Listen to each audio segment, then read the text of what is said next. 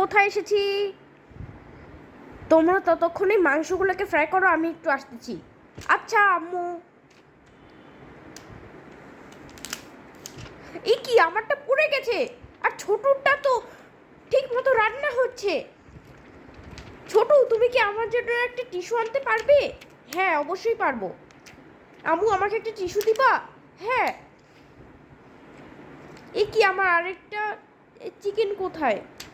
ছোটু, অনেক গরম, আমার জন্য একটা টাওয়াল আনবা? আরেকটা খেয়ে ফেলি। আম্মু, আপুর জন্য একটা টাওয়াল দাও তো। আম্মু, তুমি কি আমার চিকেন খেয়েছো? না, আমি তো খাইনি, আমি তো পড়ছি। তাহলে কে খেয়েছে? শুধু শুধু খালি ভ্যানিশড হচ্ছে।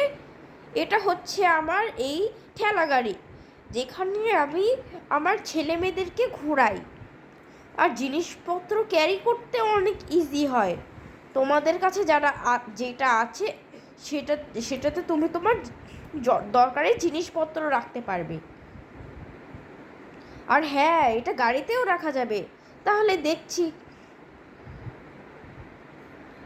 আমি এটা খাইনি, দেখো আমাদের কচ্ছপ খেয়েছে।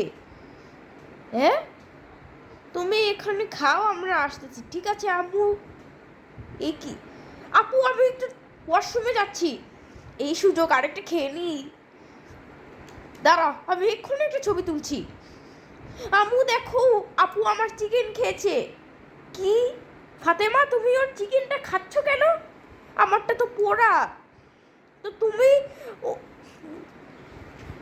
মিথ্যা কথা বলছো। সরি আপু, আমি আর করবো না। ঠিক আছে, তাহলে চলো আমরা একসাথে খাই। আমার জন্য একটু কচ্ছপ সাজো।